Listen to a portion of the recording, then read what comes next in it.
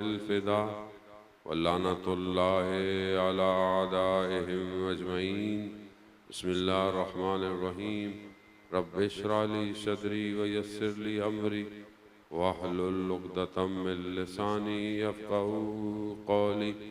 أما بعد فقد قال الله سبحانه وتعالى في كتاب الحكيم والقرآن المجيد: الا بذکر اللہ تطمئن القلوب. صلوات بھیج دے محمد.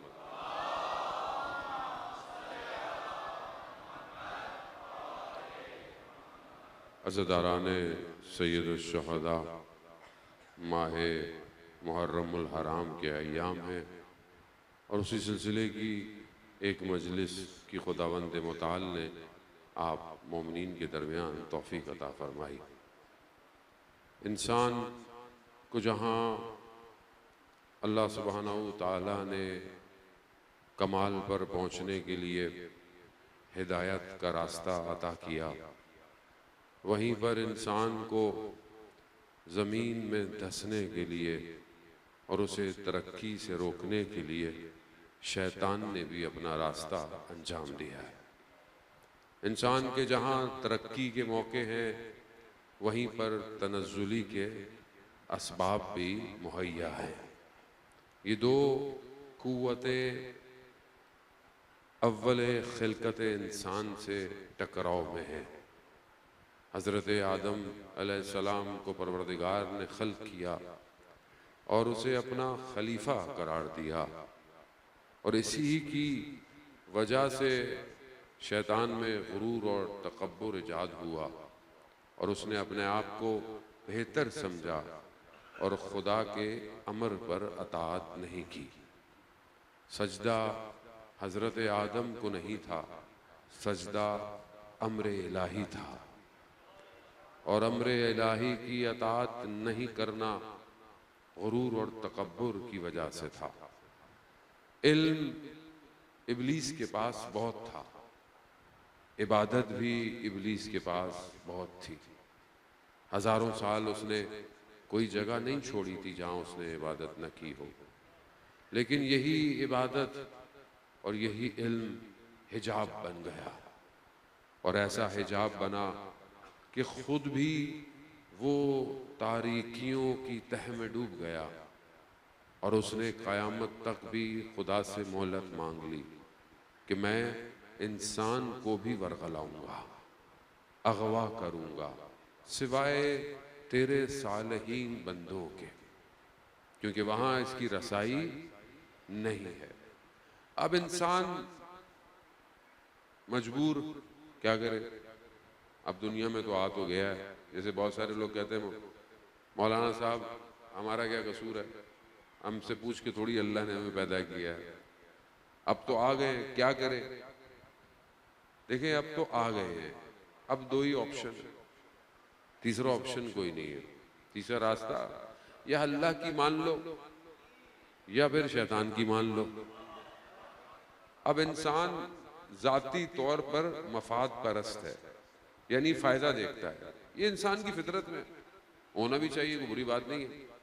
لیکن اگر انسان اپنا فائدہ بھی دیکھے تو اسے پھر کوئی ایسا سودا کرنا چاہیے کہ جو اسے ہمیشہ بقا دے سکے.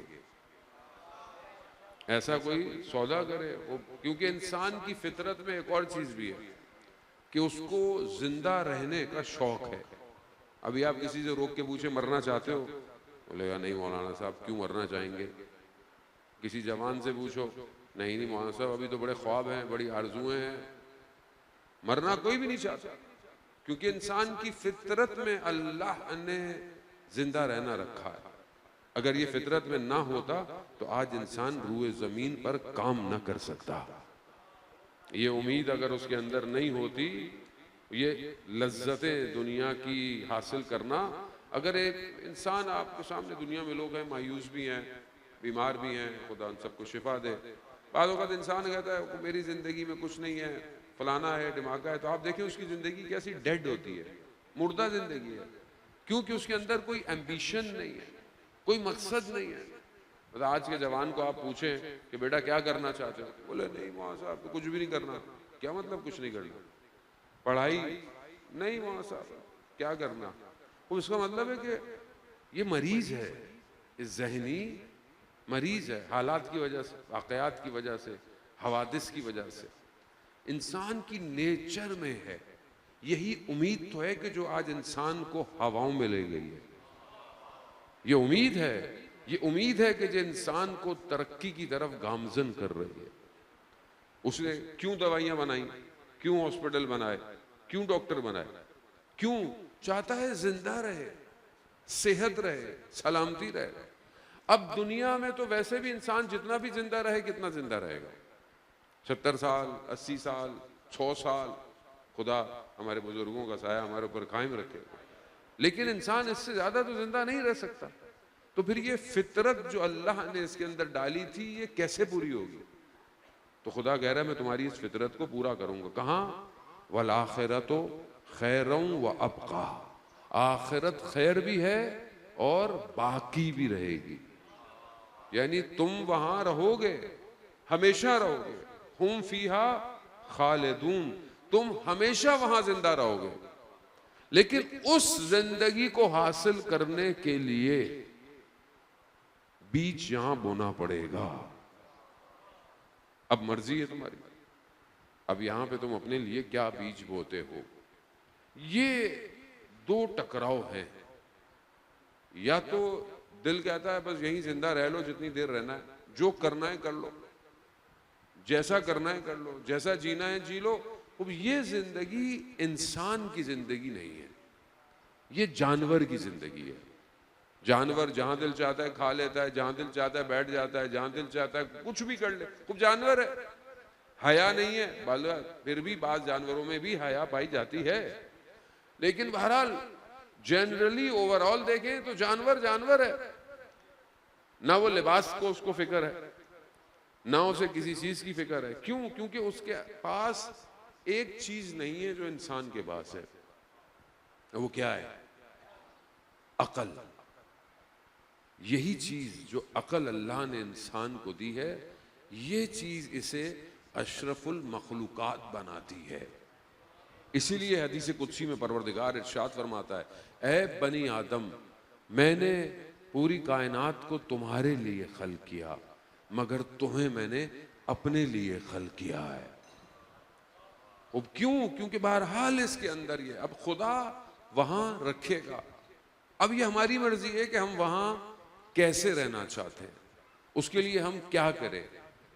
اس تھوڑی سی زندگی کو جس کا نتیجہ بہت لمبا ہے، جیسے ایک اسٹوڈنٹ محنت کرتا ہے، پڑھائی کرتا ہے، چند سال انجینئر بنتا ہے، ڈاکٹر بنتا ہے، سائنٹسٹ بنتا ہے، وکیل بنتا ہے، کچھ بھی بنتا ہے. بہرحال کچھ سال اس کو محنت کرنی ہے. 2 سال، 3 سال، 4 سال، 5 سال. جتنی آگے چیز سخت ہوتی ہے اتنی اس کو محنت. کیوں محنت کرتا ہے؟ کیونکہ اس کو پتا ہے کہ اگر میں نے 5-6 سال اچھی محنت کر لی تو اس کے بعد پھر میرے لیے بہت آسانیاں ہیں. دنیا یہی سکھا رہی ہے نا بھئی اگر آج آپ محنت کر لو، کوئی بھی چیز ہے، سیکھنا چاہتے ہیں آپ، کوئی عمل کرنا چاہتے ہیں آپ، گاڑی چلانا چاہتے ہیں آپ، کچھ دن سیکھنا پڑے گی سختی، تاکہ پھر آپ ہر چیز ایسی ہے. اب یہ جو دنیا ہے یہ کہنے کو تو 70-80 سال کی ہے مگر یہ پلک جھپکنے کے برابر بھی نہیں ہے.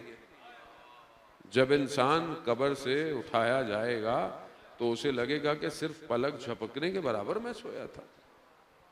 اب اتنی سی زندگی، اور یہ زندگی ہم نے نہیں کہی، یہ اللہ نے 1,24,000 بھیج کر یہی سمجھایا دنیا ضروری ہے. ضروری ہے. ایسا نہیں ہے کہ آپ بولیں دنیا ضروری نہیں ہے، میں پہاڑوں میں چلا جاؤں، میں عبادت کر لوں، میں خانقاہوں میں بیٹھ جاؤں. دنیا ضروری ہے، دنیا کا نظام ضروری ہے. لیکن اگر یہ دنیا صحیح نہیں ہوئی تو نتیجہ اچھا نہیں ملے گا. اس تھوڑی سی دیر کو صحیح کرنے کے لیے اللہ نے اپنے نمائندوں کو بھیجا. نمائندوں کو بھیجا. کیوں بھیجا؟ تاکہ ان کو راستہ دکھائیں. کس چیز کا راستہ؟ دنیا کا راستہ. موٹر وے کیسے بنے گا؟ نہیں. بلڈنگیں کیسے بنے گی؟ نہیں. آسمانوں پہ کیسے جاؤ گے؟ مگر جانتے نہیں تھے کیا؟ جانتے تھے۔ مولا نے کیا کہا؟ سلونی سلونی، پوچھ لو مجھ سے جو پوچھنا ہے، میں زمین سے زیادہ آسمان کے راستوں سے واقف ہوں۔ خوب جانتے تھے، کیوں نہیں بتایا؟ کیونکہ امام کا علم علم الہی تھا۔ جانتے تھے انسان ترقی کرے گا، انسان فضاؤں میں چلا جائے گا، ہواؤں میں، اسپیس میں، سمندر کی گہرائیوں میں، سب چلا جائے گا، مگر انسان نہیں بن پائے گا۔ اس لیے جو امام نے فرمایا، نہج البلاغہ، امام کے خطبے، امام کے نامے، امام کے اقوال، جو امام نے فرمایا وہ کیا تھا؟ وہ انسان بننے کا فارمولہ ہے۔ وہ یہ انسان چاہیے، وہ انسان کہ جس سے خالق راضی ہو۔ اگر وہ نہیں ہے تو پھر آپ کچھ بھی کر لیں، کوئی بھی ٹائٹل ہو، آپ کوئی بھی ڈیزگنیشن ہو، کوئی بھی پوسٹ ہو، کوئی فائدہ نہیں۔ جو اللہ سے حیا نہ کرے وہ دنیا میں جتنا بھی معتبر ہو، خدا کی بارگاہ میں وہ صفر ہے۔ اس تھوڑی سی دیر کے لیے اس نے اتنے نبیوں کو بھیجا کہ یہ انسان بن سکے۔ اب ہمیں اپنی زندگی میں دیکھنا ہے جان محترم، کیا ہم انسان ہیں؟ کیا ہمارے اندر انسانیت پائی جاتی ہے؟ کیا ہم اس انسان کے اصل مقصد کی طرف بڑھ رہے ہیں کہ نہیں بڑھ رہے؟ سید الشہداء کربلا انسانیت کی بقا کے لیے آئے تھے، کسی مذہب، کسی فرقے کے لیے نہیں آئے تھے، کسی ظاہری دولت کے لیے نہیں آئے تھے۔ امام تھے، اشارہ کرتے تو حضرت اسماعیل کے وارث تھے، زمزم زمین سے باہر آ جاتا، اشارہ کرتے، ملائکہ انتظار میں تھے، لیکن وہ جانتے تھے کہ مجھے قیامت تک کی انسانیت کو بچانا ہے۔ اس بچانے کے لیے چاہے مجھے قربانی دینی پڑے، 6 مہینے کا بچہ دینا پڑے، جوان علی اکبر میں دوں گا۔ کیوں؟ کیونکہ مقصد الہی ہے، مقصد ذاتی نہیں ہے۔ اسی لیے اگر آج ہم یہاں جمع ہو رہے ہیں اور پوری دنیا میں ان ایام میں مجلس ہوتی ہے، عزاداری ہوتی ہے، ہر جگہ آپ کے سامنے ہو رہی ہے، اس میں ہمارا کوئی کمال ہے کہ ہم اس کو کر رہے ہیں؟ یہ امام حسین علیہ السلام کا کمال ہے، یہ اس روز عاشورہ کے سجدے کا کمال ہے کہ جو دشت کربلا میں کیا گیا۔ ایسی بندگی کی امام حسین نے کہ آج مجھ جیسے، آپ مجھ سے بہتر ہیں، خطا کاروں کو بھی خدا کی بارگاہ میں لے آئے ہیں۔ مقصد سمجھے، امام کو سمجھے۔ اب ہم اپنی زندگی کو عزیزان محترم اینالائز کریں کہ ہم جو زندگی گزار رہے ہیں، کیا یہ زندگی وہی ہے جس کے لیے امام حسین نے قربانی دی؟ کیا امام حسین علیہ السلام کی قربانی کا مقصد یہی تھا کہ ہم صرف مجلس قائم کریں، عزاداری قائم؟ خب یہ تو وسیلہ ہے، یہ وسیلہ ہے۔ کہاں؟ وہاں پہنچنے کا جہاں امام حسین لے کے جانا چاہتے ہیں، لیکن بعض اوقات وسیلہ ہدف بن جاتا ہے۔ بعض اوقات انسان کہتا ہے کوئی مجلس ہونی چاہیے، اچھی ہونی چاہیے، بڑی ہونی چاہیے، فلانی ہونی چاہیے، ہو تو ہو، لیکن اس کے بعد نتیجہ کیا ہو؟ اسی لیے مجلس امام حسین کی ہے۔ یہاں ہر کوئی آ سکتا ہے، یہاں کسی کے لیے دروازہ بند، جیسا بھی ہو، جس طرح کا ہو، آ جائے، لیکن جاتے وقت صرف وہ حسینی بن کر باہر جائے۔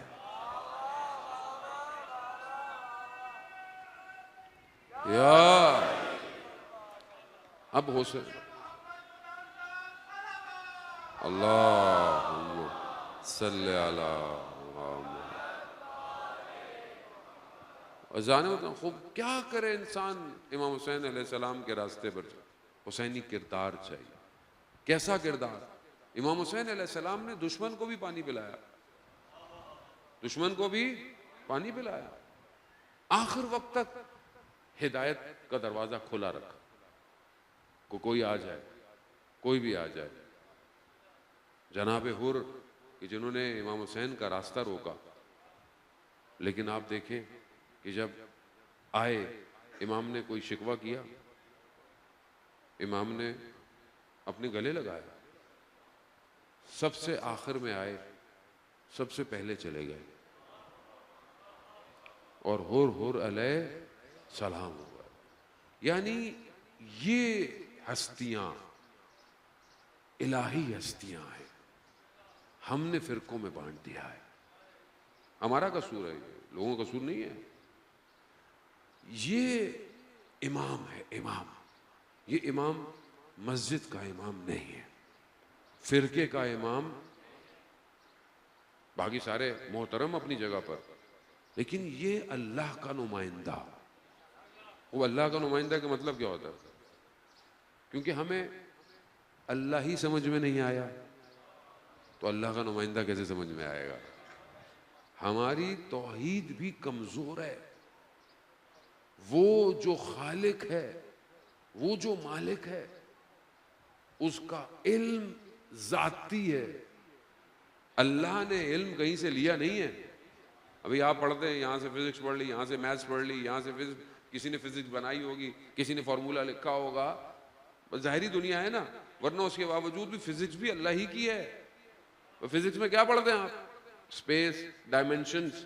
کیمسٹری میں کیا پڑھتے ہیں آپ؟ مولیکیول، چیزیں، عناصر، یہ ساری چیزیں، یہ کیا ہیں؟ یہ سب زمین سے ہیں، باہر سے تو نہیں آئی۔ یہ سب کس کی ہیں؟ ہواؤں کا علم، طبیعت کا علم، نیچر کا علم، بدن کا علم، سب کیا ہے؟ سب خدا کا ہے۔ خدا نے مخلوق بنائی ہے، خدا نے چیزیں بنائی، جڑی بوٹیاں بنائی، ہر چیز خدا کی طرف سے، اور اس کا علم ذاتی ہے، اس کے لیے کل پرسوں نہیں ہے۔ سمجھنے کی کوشش کریں، تھوڑا سا مشکل۔ اس کا علم، میرے پاس علم نہیں دیوار کے پیچھے کون ہے، میرے پاس علم نہیں ہے، لیکن اگر میں اوپر بیٹھا ہوں تو مجھے دیوار کے پیچھے بھی نظر آئے گا۔ جتنا انسان بلند ہوتا جائے گا اتنا اس کا علم اور معرفت بڑھتی چلی جاتی ہے۔ جتنا انسان معرفت یعنی شناخت، معرفت کے معنی کیا؟ شناخت، پہچان جتنی بڑھتی چلی جاتی ہے اتنا انسان بڑھتا چلا جاتا ہے۔ جیسے ایک شخص بزرگ ہوتا ہے، اس کا صبر زیادہ ہوتا ہے، اس کا تحمل زیادہ ہوتا ہے، اس کا تجربہ زیادہ ہوتا ہے، اسی لیے اس کی رفتار میں اور کردار میں اور ایک جوان کے رفتار کردار میں فرق ہوتا ہے۔ بچہ بے چین ہے، جوان اضطراب میں، جوان شارٹ کٹ کے چکر میں، جوان جلدی کے چکر میں، بزرگ کیا کہتے ہیں؟ نہیں بیٹا، صبر کرو، تحمل کرو۔ کیوں؟ کیونکہ اس نے اپنی زندگی گزار کر اپنے آپ کو اس سٹیج پہ لے آیا ہے۔ کیا اس کے پاس کوئی ایکسٹرا علم ہے؟ اس کی زندگی نے اسے یہ تجربہ سکھا دیا ہے۔ عزیزان محترم، اب انسان جتنا بلند ہوگا، ہوا میں نہیں، اندر سے، جتنا وہ اپنے قلب کو پاک کرے گا اتنا یہ دنیا اس کے لیے روشن ہوتی رہتی ہے۔ وہی دنیا، یہ ظاہری دنیا کیا ہے؟ اب یہ سب کس کے اندر ہے؟ کس کے اندر ہے؟ یہ سب کہاں ہے؟ یہ دنیا کہاں ہے؟ دنیا سیارے، ایک پورا گلیکسی، پورا یہ کہکشاں، پھر اس کے بعد اور، پھر اس کے بعد اور۔ دنیا تو ابھی جیمز ویب جو ٹیلیسکوپ ہے وہ دکھاتا رہتا ہے کہ کتنے ٹریلین لائٹ ایئر یعنی روشنی کی رفتار سے چلا جائے تو اتنے ملین ٹریلین سالوں بعد بھی کوئی گلیکسی موجود ہے۔ اور یہ سب مادہ ہے، مادہ، میٹر۔ اس میٹر کے علاوہ عالم ملکوت ہے، اس کے اوپر عالم عقل ہے، اس کے اوپر ذات باری پروردگار ہے۔ لیکن ایسا نہیں ہے کہ خدا اوپر ہے تو نیچے نہیں ہے، سب کچھ اس کے علم کے احاطے میں ہے، کوئی چیز اس سے باہر، وہ ایسا قریب ہے کہ چیزوں سے جڑا ہوا نہیں۔ اور ایسا دور ہے کہ چیزوں سے اس کا فاصلہ نہیں، قریب ہے، شہر رکھ کے بھی زیادہ قریب۔ یہ سب اسی کا ہے۔ اس کے لیے جاننا معنی نہیں رکھتا کہ وہ جانتا ہے، نہیں، سب اسی کا ہے، سب اس کو خبر ہے، سب اس نے بنایا ہے، زمانہ اس کا ہے۔ زمانہ کس کو کہتے ہیں آپ؟ ٹائم کس کو کہتے ہیں؟ دیکھیں جانے محترم، بریکٹ میں روایتی مجلس تو میں آپ کو پڑھتا ہی نہیں ہوں، تو اس لیے تھوڑا سا آپ کو ذہن اپنا تھوڑا سا آن رکھنا پڑے گا۔ زمانہ کس کو کہتے ہیں؟ ٹائم کیا ہے؟ سورج کے گرد زمین کا گھومنا اور زمین کا اپنے گرد گھومنا، یہ دن اور مہینوں اور سال کو مشخص کرتا ہے، ٹھیک ہے؟ اس کو کہتے ہیں ٹائم، یہ ٹائم ہے، یہاں کا ٹائم یہی ہے۔ دوسرے عالم میں ٹائم کیا ہوگا؟ اس کا اپنا ہے، ہر عالم کا ٹائم الگ ہے، ہر عالم میں بدن کی کیفیت الگ ہے۔ مثال، جب آپ سوتے ہیں تو خواب دیکھتے ہیں، خواب میں آپ اچانک سے ایک جگہ سے دوسری جگہ چلے جاتے ہیں، کیوں؟ اور تھوڑی دیر سوتے ہیں مگر شاید بہت سفر کیا ہوا ہوتا ہے۔ عالم مثال ایک جھلک ہے عالم ملکوت کی۔ سونا ایک مثال ہے، بالکل مثال ہے۔ اور جب ہم مریں گے تو روایت ہے کہ جب ہم مریں گے تب ہمیں پتہ چلے گا کہ ہم ایک خواب دیکھ رہے تھے۔ اور حدیث پیغمبر ہے، الناس نائمون، لوگ سو رہے ہیں، جب مریں گے تب جاگیں گے، تب بیدار ہوں گے، تب پتہ چلے گا اچھا یہ تھا۔ لیکن واپسی ممکن، اس خواب میں تو پھر واپسی ممکن ہے۔ یہاں تو آپ گر رہے ہوں، آپ کے پیچھے کوئی بھیڑیا لگا ہوا ہو، کچھ ہو تو اچانک چھوڑ جاتے ہیں، پھر کہتے ہیں شکر ہے خواب تھا۔ وہاں پر خواب نہیں ہوگا، بیدار ہو گئے، بیداری میں سب دیکھیں گے۔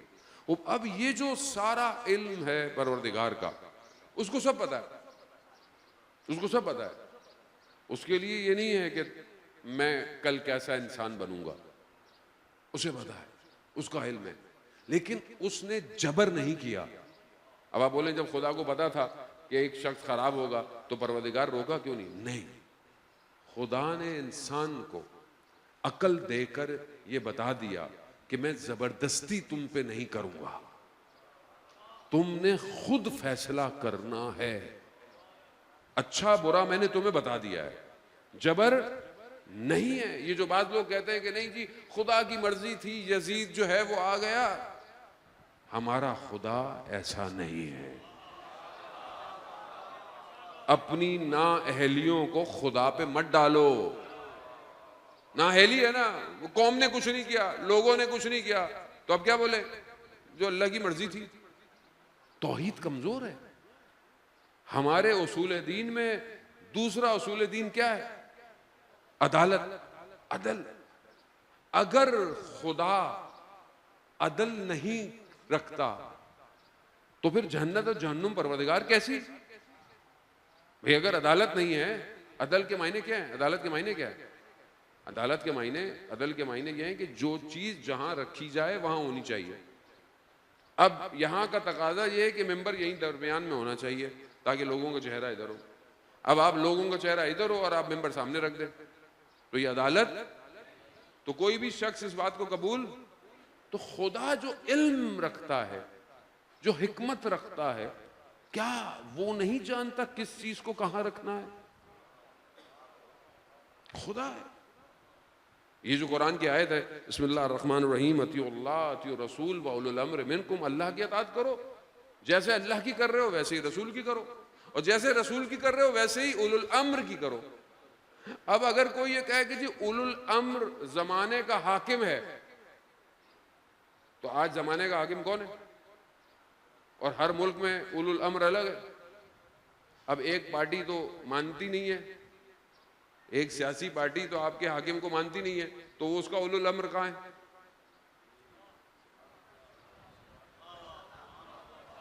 مگر بھائی اللہ کہہ رہا ہے، اللہ کہہ رہا ہے اطاعت کرو، تو یہاں تو پارٹیاں یاد آ جاتی ہیں، یہاں سیاست یاد آ جاتی ہے، یہاں گروپ یاد آ جاتا ہے، یہاں اطاعت کیوں نہیں ہے؟ اس کا مطلب ہے کہ اولو الامر کی ڈیفینیشن ہی صحیح نہیں ہے. اور اولو الامر اگر زمانے کا حاکم ہے تو زمانے کا حاکم تو غلطی بھی کر سکتا ہے، کوتاہی بھی کر سکتا ہے. تو کیا میں اس کی اطاعت کروں اور روز قیامت میں خدا مجھ سے پوچھے تو نے یہ کام کیوں کیا؟ میں ہوں پروردگار اولو الامر کی اطاعت کی تھی. تو کیا خدا مجھے جہنم میں بھیجے گا؟ آپ سمجھتے ہیں کہ خدا کسی ایسے کی اطاعت کا حکم دے گا جو خود غلطی کرتا ہو؟ یہی مسئلہ توحید کا ہے. ایک جنگ میں مولا متقیان نے 3 جنگیں لڑی ہیں. ایک جنگ میں جنگ کے درمیان ایک صحابی کھڑا ہو گیا، سوال کر مولا سے، مولا توحید کا سوال ہے. ایک صحابی اور کھڑے امام کے صحابی، کہا یہ کوئی وقت ہے سوال کرنے کا؟ جنگ ہو رہی ہے اور تم سوال کر رہے ہو؟ امام نے کہا نہیں رکو، یہ جنگ ہی توحید کی وجہ سے ہو رہی ہے. توحید نہیں ہے. جس کی توحید صحیح ہو وہ رسول کے نواسے کو کربلا پیاسا شہید کرے گا. توحید کی مشکل ہے. وہ جس کے علم نے یہ سب احاطہ کیا ہوا ہے، وہ سب جانتا ہے. اس سے بہتر کوئی نہیں انسان کی ہدایت کے لیے. اسی لیے اس نے اپنے پاس سے بھیجا کہ یہ میرا نمائندہ ہے، اور وہ جو میرا نمائندہ ہے اس کے پاس جو علم ہے وہ میرا علم ہے. سمجھنے کی کوشش کریں. میں بہت آرام سے، بڑے احتیاط سے، بہت آرام سے آپ کی خدمت میں کہ سمجھنے کی کوشش کریں کہ سب سے بڑا ڈیزگنیشن پوسٹ دنیا میں کیا ہوتی ہے؟ کمپنی کا سی او ہوتا ہے، سی او ہوگا، فاؤنڈر ہوگا. اس عالم میں سب سے بڑی پوسٹ ولایت کی ہے، اور ولایت عالم ولایت ہے. وہ کہ جو عالم روح القدس بھی ہے، وہ جو عالم مجردات ہے، یعنی اس سے اوپر کوئی اور پوسٹ نہیں ہے. خالق کے نیچے ہے یہ سب خالق نے احاطہ کیا ہوا ہے. اس ولایت تک جو پہنچتا ہے یا جسے یہ ولایت عطا ہوتی ہے، وہ اس عالم سے لے کر اس عالم میں ڈسٹریبیوٹ کرتا ہے. وہ منبع، سورس جہاں سے لے رہا ہے، کیونکہ اس کا اس عالم میں ہونا بڑا ضروری ہے. اگر وہ اس عالم میں نہیں ہوگا تو وہ اس عالم کو ہدایت نہیں کر سکتا. مثال، چھوٹی سی مثال، میں یہاں سے آپ سے پوچھوں جی تلہ گنگ کا رستہ کیا ہے؟ اب اگر ایک شخص مجھے بولے کہ میں آپ کو لے کے چلتا ہوں، اور وہ لے کے چلے اور مجھے وہ کہیں اور لے جائے، تو میں بولوں گا بھائی آپ کو میں نے کہا تھا مجھے تلہ گنگ جانا ہے. کہا مجھے آتا ہی نہیں ہے. تو میں نے کہا بھائی جب آتا نہیں ہے تو مجھے بولا کیوں نہیں آپ نے؟ تو جو خود راستوں سے واقف نہ ہو وہ کیسے راستوں پہ خدا تک لے کے جائے گا؟ نہیں سمجھے آپ؟ جسے اپنے شہر کے راستے نہ پتا ہوں، جسے اپنے آباء و اجداد کے ناموں کا نہ پتا ہو، وہ کیسے آپ کو خدا تک لے کے جائے گا؟ علم الہی ہے. اسی لیے کسی نے پوچھا کس سے؟ امام جعفر صادق علیہ السلام صلی اللہ امام سے پوچھا مولا جب بھی آپ سے سوال پوچھیں آپ فوراً جواب دے دیتے. کہا تمہارے سامنے ایک برتن ہو، ظرف جس میں کھانا رکھا ہو، تو تم کہاں سے اٹھاؤ گے؟ کہا مولا سامنے ہے، کہیں سے بھی اٹھا لوں گا. کہا کائنات ہمارے سامنے ایسے ہے.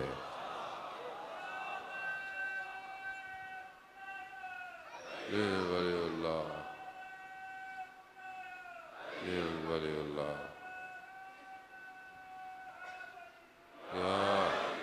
خوب یہ علم ہے. خلیفہ دوم نے مولا کائنات سے پوچھا, فیصلے تو آپ کو پتہ ہے کہ خلفاء کی حکومت میں فیصلے مولا کائنات کرتے تھے. تو خلیفہ دوم نے مولا سے پوچھا کہ بھائی جو بھی فیصلہ آتا ہے آپ بڑی جلدی جواب دے دیتے ہیں, سوچتے ہی نہیں ہیں. امام نے کہا کہ ہمارے پاس جو چیز ہمارے واضح ہے ہم اس کا جواب دیتے ہیں. پھر امام نے پوچھا کہ آپ کے ہاتھ میں انگلیاں کتنی ہیں؟ تو انہوں نے کہا 5. کہا آپ نے سوچا کیوں نہیں؟ کہا کیونکہ پتا ہے. کہا بس ہمیں بھی ایسے ہی سب پتا ہے. یا خوبی اللہ صلی اللہ. علم الہی ہے. اصلا جب ایک شخص اس عالم میں ہے تو اس عالم سے لے رہا ہے, یہاں دے رہا ہے. اسی لیے جانے وہ نہج البلاغہ انسان بننے کا فارمولہ ہے. لیکن مسئلہ یہ ہے کہ یہ میری زندگی میں کتنا ہے. انا مدینۃ العلم کس نے فرمایا؟ رسول خدا حضرت محمد مصطفیٰ صلی اللہ علیہ وسلم. صلی علی محمد وآلہ. کیا فرمایا؟ انا مدینۃ العلم وعلی باب. علی اس کا دروازہ ہے, میں علم کا شہر. اب آپ مجھ سے بہتر ہیں, میں اپنی بات پر میں دروازے کے باہر کھڑا ہوں اور دروازے کی تعریف کر رہا ہوں. دروازہ بڑا اچھا ہے, دروازہ بڑا خوبصورت ہے, بڑی مہنگی لکڑی لگی ہوئی ہے, بڑے مہنگے رنگ ہوئے ہیں. صاحب مکان کہہ رہا ہے کہ دروازے سے اندر آؤ. میں کہوں گا نہیں نہیں مولا, میں باہر ہی اچھا ہوں. جانو اندر آؤ. اپنی زندگی میں کالا امیر المومنین لے کر آؤ. زندگی میں کتنا کالا امیر المومنین ہے. میری صبح شام میں میرے عمل میں کتنا اثر امام کے قولوں کا ہے. ابھی آپ کو میں نے پروف کرا علم الہی ہے. اس کے باوجود بھی مجھے فرصت ہی نہیں مل رہی ہے. مولانا صاحب ٹائم ہی نہیں ملتا. فیس بک, یوٹیوب, اسنیپ چیٹ, انسٹاگرام. کون نہج البلاغہ پڑھے مولانا صاحب؟ کون پڑھے نہج البلاغہ؟ اب تو حجت بھی تمام ہو گئی ہے. اب آپ کو کتاب کھولنے کی بھی ضرورت نہیں ہے. تو موبائل میں اپلیکیشن ہے, شیعہ ٹول کٹ ڈاؤن لوڈ کریں. نہج البلاغہ اردو میں, عربی میں, فارسی میں, انگلش میں, سب میں ہے. ڈھونڈنا بھی کچھ نہیں ہے. اسکرول کریں, خطبہ موضوع بھی لکھا ہوا ہے. اس کے باوجود میرے پاس ٹائم ہی نہیں ہے. تو میں ہدایت کیسے پاؤں؟ میں کیسے اس راستے پر چلوں؟ کس راستے پر؟ جس راستے پر میں قائم ہوں. اہدنا الصراط المستقیم. صراط کیا ہے؟ صراط کس راستے کو کہتے ہیں؟ پھر کون بتائے گا؟ عمل کیسے ہوگا؟ یہ ضرور تب تک معاشرہ سازی نہیں ہو سکتی جب تک اس کے اندر معصوم کے اقوال نہ آ جائیں. معاشرہ سازی نہیں ہے. مولا متقیان نہج البلاغہ کا جو خطبہ ہے, خطبہ متقین, مشہور خطبہ ہے, سنا ہوگا آپ نے. خطبہ حمام بھی کہتے ہیں. وہ شخص جو حمام اس کا نام تھا, مولا کے پاس آیا, مولا مجھے متقین کی صفات بتائیں. امام نے 1-2 بتائیں. امام نے کہا بس برداشت نہیں کر پاؤ گے. کہا نہیں مولا اور بتائیں, اور بتائیں. امام نے بتائیں, خطبہ پورا, اور وہ تحمل نہ کر پایا اور اس کی روح پرواز کر گئی. خطبہ متقین کنہوں نے فرمایا؟ امام قرآن کیا کہہ رہا ہے سورہ بقرہ کی شروع کے آیات میں کہ قرآن کس کے لیے ہدایت ہے؟ ہدی روزے کی جو مشہور آیت ہے, کتب علیکم الصیام, کہ ہم نے تمہارے لیے روزوں کو واجب کیا. شاید اس سے پہلے روزوں کو, جیسے تم سے پہلے قوموں میں, شاید تم لعلکم تقوی اختیار کرو. یعنی متقین یعنی تقوی. اب اتنی جگہ متقین استعمال ہوا، قرآن متقین کے لیے ہدایت، روزہ متقین، تقوی اختیار کرو، پرہیزگاری کرو، امام متقین کا امام. اور لوگوں کے پاس فرصت ہی نہیں ہے کہ خطبہ متقین پڑھ لیں زندگی میں. تو کہاں جا رہے ہیں پھر ہم لوگ؟ اور پھر ہم لوگ انتظار کر رہے ہیں اس کا جو وارث ہے امام کا، وہ بھی تو امام المتقین ہی ہے نا. تو متقی ہوں گے تو جائیں گے اس کے پاس.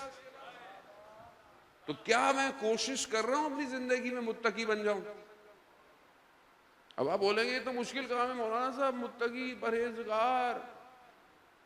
خطبہ کھول کے تو دیکھ لیں ایک دفعہ، ایک چھوٹا سا پیراگراف. امام فرماتے ہیں خطبہ متقین میں، متقی وہ ہے جو رات کو کھڑے ہو کر قرآن کی تلاوت کرتا ہے، اور جب جہنم کی آیات آتی ہیں تو گریہ کرتا ہے، اور جب جنت کی آیات آتی ہیں تو اس میں غوطے مارتا ہے. اور اگر اس کی زندگی کا دن مقرر نہ ہوتا، کیونکہ اسے یقین ہے کہ اس کی زندگی کا ایک دن مقرر ہے، تو ایک لمحے کے لیے بھی اس کی روح اس کے بدن میں نہ رہتی.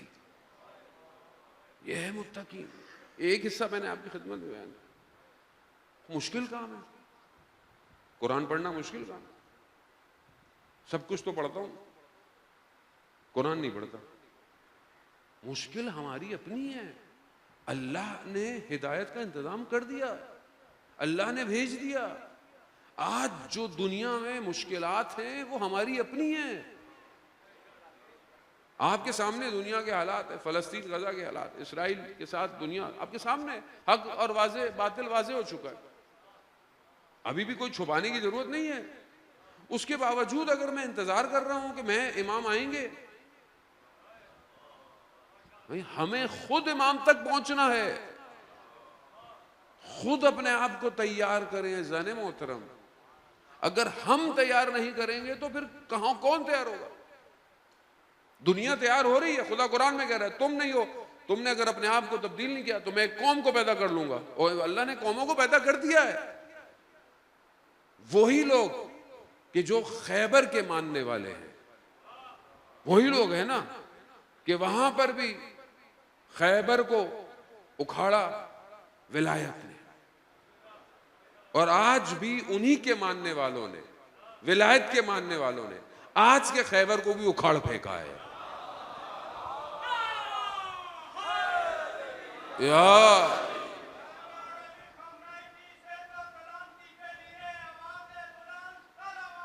اللہم صلی علی محمد. جب یقین ہو کہ آنے والا اللہ کا نمائندہ ہے. کربلا کیا سنتے ہیں کہ رات کو امام نے جنت کے مقام بھی دکھا دیے، کوئی گیا؟ کیوں نہیں گیا؟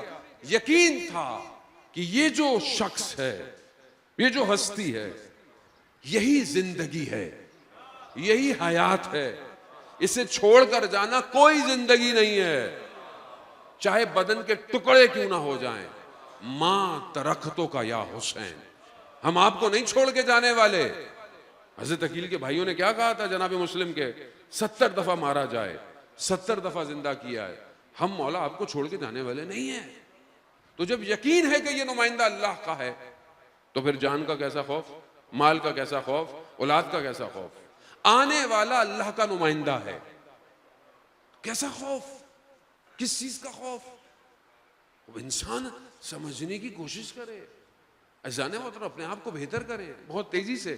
بس تھوڑی دیر ہو گئی، ظاہر ہے مغرب کی اذان بھی ہونے والی ہے. اذان محترم اپنے آپ کو بہتر بنائیں، معاشرے کو بہتر بنائیں. عشق پیدا کریں امام سے ملاقات کا. آنکھوں کو گریہ کرنا چاہیے. اللہم ارنی طلعت الرشیدہ والغرۃ الحمیدہ. خداوند متعال مجھے وہ درخشندہ پیشانی دکھا، وہ رخ زیبا دکھا، وہ جلوہ دکھا جو تیرے نور کا جلوہ ہے. اس کے لیے انسان اپنی زندگی گزار رہا ہے. بس 4 اصلاحی چیزیں اور آپ کی خدمت میں التماس ہے.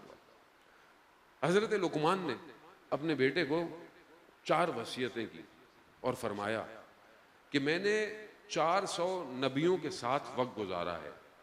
کتنے؟ 400 نبی، ولی نہیں، استاد نہیں، نبی۔ 400 نبیوں کے ساتھ رہا ہوں، 4 چیزیں سیکھی ہیں۔ یہ 4 چیزیں بیٹا میں آپ کو بتا رہا ہوں۔ یا بنیا، اے میرے بیٹے وصیت کر، کیا کہ جب نماز میں کھڑے ہو تو اپنے قلب کی حفاظت کرو۔ جب نماز میں کھڑے ہو اپنے قلب کی، سب سے پہلے انسان خیالات، دل اڑنا شروع کر دیتا ہے، اور جو شخص تمرکز، کنسنٹریشن نہ ڈیولپ کر پائے اس کی نماز پتہ ہی نہیں چلتی، 3 رکعت پڑھی تھی، 4 رکعت پڑھی تھی، گئی۔ انسان کمزور ہے، ضعیف ہے، پریکٹس کرے، کیونکہ اگر یہ قلب خدا کا نہیں، کچھ بھی نہیں پھر خدا کا، اور یہ صرف ہے ہی خدا کے لیے۔ حدیث قدسی میں پروردگار کہتا ہے میں دنیا کی کسی چیز میں سما نہیں سکتا سوائے قلب مومن کے، قلب مومن کے۔ خوب قلب کی حفاظت کرے جب بھی آپ نماز میں کھڑے ہو۔ وقت نہیں ہے اس میں ڈیٹیل میں گفتگو۔ دوسری چیز بیٹا، جب دسترخوان پہ بیٹھو تو اپنے گلے کی حرام لقمے سے حفاظت کرو، کیونکہ انسان کے عمل پر اس کا لقمہ تاثیر ڈالتا ہے۔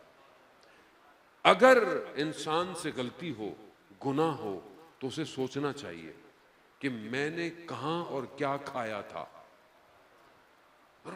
کسی کا حق تو نہیں کھا رہا، کسی کا مال تو نہیں کھایا ہوا، کسی کے ساتھ زیادتی تو نہیں کر رہا، بہن بھائیوں کا حق تو نہیں کھا رہا، کوئی سی مشکل تو نہیں ہے، امام کا حق تو نہیں کھا رہا، خمس دیتا ہوں کہ نہیں دیتا۔ بہت سارے لوگ بولے وہاں تو ہمارے پاس تو بچتا ہی کچھ نہیں ہے، تو بچائیں نا۔ اگر آج امام کے لیے کچھ بچا نہیں سکتے تو کہ امام کو جان کیسے دیں گے؟ بچائیں، 100 روپے بچائیں، 100 روپے بچائیں۔ امام تھوڑی کو پیسے دیکھتے ہیں، امام آپ کا خلوص دیکھنا چاہتے ہیں، امام آپ کی نیت دیکھنا چاہتے ہیں۔ اور لقمہ بہت ضروری ہے۔ کیا کھا رہے ہیں؟ بازاروں میں کیا کھلایا جا رہا ہے؟ حلال گوشت ہے کہ نہیں ہے؟ حرام گوشت ہے کہ نہیں ہے؟ یہ برگر چکن جو باہر پتہ بھی نہیں ہوتا صحیح ہے کہ غلط ہے، صحیح ہے تو تحقیق کریں، ضروری ہے۔ آج کیوں معاشرے میں بے حیائی ہو گئی ہے؟ کیوں برائی ہو گئی ہے معاشرے میں؟ بے پردگی ہو گئی ہے، شرم و حیا ختم ہو گئی ہے، دیواریں حیا کی ٹوٹ گئی ہیں۔ جوان بیٹھا ہوا موبائل پہ، انسٹاگرام پہ پتہ نہیں کیا کیا دیکھ رہا ہے۔ کیوں؟ کیونکہ لقمہ مشکل میں ہے، لقمہ مشکل میں ہے۔ بیٹے جب دسترخوان پہ بیٹھو تو اپنے گلے کی حرام لقمے سے حفاظت کرو۔ تیسری چیز کہ جب کسی کے گھر میں جاؤ تو اپنی نگاہوں کو اس کی ناموس سے حفاظت میں رکھو۔ نگاہ بہت ضروری ہے جان محترم۔ اگر یہ نگاہ پاک نہیں ہے تو سب سے بڑی مشکل۔ ہمارے ایک استاد بیان کرتے ہیں کہ جو آج کل جوان بیٹھے ہوئے ریلیں دیکھ رہے ہوتے ہیں، نہ چاہتے ہوئے بھی چیزیں آ جاتی ہیں، نہ چاہتے۔ کہتے ہیں نگاہ پڑنا انسان کی روح کو 500 سال نیچے لے جاتا ہے۔ 500 سال روح دب گئی، فجر میں اٹھا نہیں جاتا مولانا صاحب، 6 الارم لگاتا ہوں، روح دبی ہوئی ہے۔ قرآن پڑھنے کا دل ہی نہیں چاہ رہا، قرآن کی آتی ہے کوئی ریل تو میں ہٹا دیتا ہوں، اندر مشکل ہے، مشکل ہے، صاف کرے۔ چوتھی چیز، جب آپس میں بیٹھو بیٹا تو اپنی زبان کی حفاظت کرو، کہ جب انسان آپس میں بیٹھتا ہے تیسرے کی برائی کرتا ہے، چوتھے کی غیبت کرتا ہے، کیا کر رہا ہے؟ مولا متقیان کہتے ہیں کہ انسان اپنی زبان کے پیچھے چھپا ہوا ہے، جب زبان کھولتا ہے تو پتہ چلتا ہے۔ تو ہم کیا ہیں؟ جب ہم بیٹھتے ہیں پتہ چل جاتا ہے۔ اللہ نے حکمت کو، حدیث ہے، 10 حصوں میں جب تقسیم کیا، 9 حصے خاموشی کے ہیں، سکوت کے ہیں، سکوت، خاموش رہو۔ نہیں بولنا ضروری، نہ بولو، ضروری نہیں ہے کہ ہر بحث میں اپنا حصہ ڈالو۔ سکوت انسان کے اندر حکمت پیدا کرتا ہے۔ وزان محترم، خوب معاشرہ انہی چیزوں سے صحیح ہوگا۔ معاشرہ صحیح کرنا ہے، اپنے آپ کو صحیح کرنا ہے۔ میں صحیح نہیں ہوا تو گھر صحیح نہیں ہو، گھر صحیح نہیں ہوا محلہ صحیح نہیں ہوگا، امام کو کہاں بلائیں گے؟ امام کو کہاں دعوت دیں گے؟ یا لیتنی کنت معاکم فافوز فوزا عظیما، کاش ہم کربلا میں ہوتے۔ بس عزیزان محترم، امام تک پہنچنا کمال ہے۔ امام انتظار کر رہے ہیں۔ روز عاشور جب سب لٹ گیا، سیدہ کا لال دشت کربلا میں تلوار کے سہارے سے کبھی دائیں دیکھتا ہے کبھی بائیں دیکھتا ہے۔ اینا اینا مسلم، اینا اینا ہانی ابن عروہ، اینا اینا حبیب ابن مظاہر، کہاں ہو مسلم؟ کوئی جواب نہیں دے رہا، سب بکھرے پڑے ہیں۔ خیموں سے ودا کیا، بہن نے ماں کی نشانیاں بھائی کو پہنائی۔ امام باہر نکلے، امام کی سواری چل نہیں پا رہی، دیکھا ایک چھوٹی سی بچی ہے، امام کی سواری سے لپٹ کے کھڑی ہوئی ہے۔ بچی کون ہے؟ بچی کی تعریف کبھی آپ نے سنی ہے؟ یہ بچی کون ہے؟ یہ وہ بچی ہے جو صبح سے دیکھ رہی ہے، جو گیا ہے وہ واپس نہیں آیا۔ اس بچی کو یقین ہو گیا کہ بابا جا رہے ہیں واپس۔ امام نیچے اترے، بچی کو گلے لگایا، خدا آپ کی بیٹیوں کو سلامت رکھے، ان کے نصیب اچھے کرے۔ عزیزان محترم، رسول خدا فرماتے ہیں بیٹا گرے مت اٹھاؤ، سختیوں میں پلنے دو، بیٹی گر جائے فوراً اٹھاؤ، کیونکہ کل اس کا نصیب کیسا ہو۔ امام حسین کی اس بیٹی کا نصیب کیا ہے؟ امام نیچے اترے، گلے لگایا، گریہ کیا۔ بچی نے یہ نہیں پوچھا، قربان جاؤں اس بچی پر، نہیں پوچھا کہ بابا کب آؤ گے، کہا بابا ہمیں مدینہ واپس چھوڑاؤ۔ امام نے کہا بیٹا اب دیر ہو گئی ہے، کچھ کہا، بچی خاموش ہو گئی۔ عاشورہ، امام کی سواری چلنا شروع ہوئی، پیچھے سے آواز آئی مہلن مہلن یبن الزہرا، آہستہ چلو زہرا کے لال۔ کون ہے؟ جناب زینب ہے، پیچھے پیچھے جا رہی ہے، بھائی کے پیچھے پیچھے، میری ماں کی آخری نشانی، او حسین جسے ماں نے چکیاں پیس کے پالا تھا، اس مہلن مہلن، آہستہ آہستہ۔ امام نے مڑ کے دیکھا، کہا بہن ابھی تو مل کر آیا ہوں۔ کہا مجھے ماں کی وصیت یاد آ گئی ہے، ماں کا نام سننا۔ امام حسین نیچے، بہن نے تحت الحنک کا کپڑا ہٹایا، گلے پہ بوسے دینا شروع کیے۔ میں قربان، خدا آپ کے گریے کو قبول کرے۔ عزیزان محترم، ماں جانتی تھی میرے بیٹے کو کتنی ضربتیں لگیں گی۔ ماں جی بڑی تیزی سے، وقت نہیں ہے، بڑی تیزی سے امام چلے گئے، جو جس کے پاس تھا اس نے وہ استعمال کیا۔ بس اتنا کہوں گا، زین سے زمین پر، نہ زین پہ تھا نہ زمین پہ تھا، لوگوں کا ہجوم تھا۔ ذوالجناح واپس خیموں میں آیا، بیبیاں سمجھی مولا آ گئے، باہر نکلا، ذوالجناح اکیلا ہے۔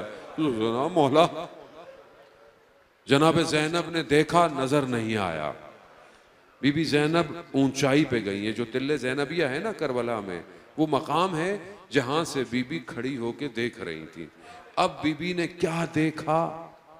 شمرن جالسن علی صدر، شمر سینے پہ بیٹھا ضربتیں لگا رہا ہے۔ آئے قربان جاؤ، خدا قبول کرے۔ ایک لگی، دو لگی، تین لگی، مولا نے کہا شمر یہاں رسول بوسے دیتے تھے، جب تھک گیا نا بالوں میں ہاتھ ڈالا، پیچھے سے ضربت لگائی، خیموں سے قتل گاہ تک دوڑتی رہی، ہاں مگر جب پہنچی تو دیر ہو چکی تھی۔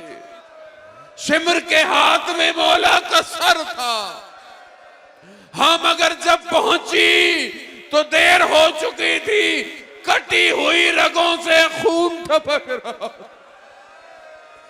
ہاں مگر جب پہنچی تو دیر ہو چکی تھی، اور ایک بوڑھی ماں دشت کربلا میں بے ہوش ہوئی تھی، ہاں مگر جب پہنچی تو دیر ہو چکی تھی۔ عزاداران محترم، خوب آپ جانتے ہیں نا پھر بدن کا حال کیا ہوا، گھوڑوں کی ٹاپوں نے کیا کیا۔ یہ جب 13 محرم کو، ویسے ایک منزل اور 13 محرم کو اجازہ امامت، امام جب کربلا پہنچے نا، بنی اسد قبیلہ، آج بھی بنی اسد قبیلہ 13 محرم کو دوڑتا ہوا آتا ہے۔ امام نے کہا تھا نا کہ اگر تم آ سکو تو ہمیں دفنا دینا، نہ آ سکو تو اپنی عورتوں کو بھیجنا، اگر وہ آ نہ سکیں تو اپنے بچوں کو کھیلنا کہ مٹی کے ساتھ کھیلتے کھیلتے ہمیں دفنا دے۔ 13 محرم کو امام بتا رہے ہیں یہ کس کا بدن ہے، یہ کس کا بدن، کیوں؟ سر موجود نہیں ہے، یہ اس کا بدن، یہ اس کا بدن۔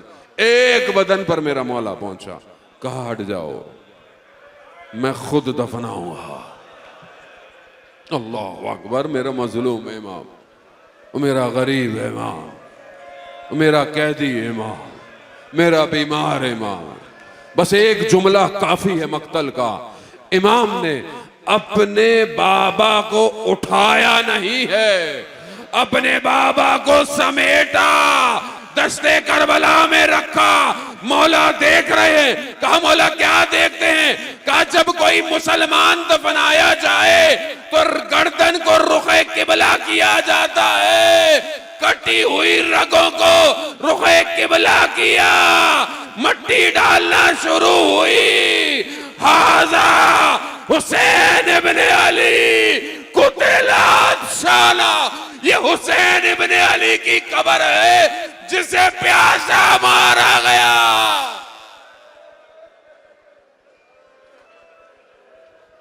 اللہ لعنت اللہ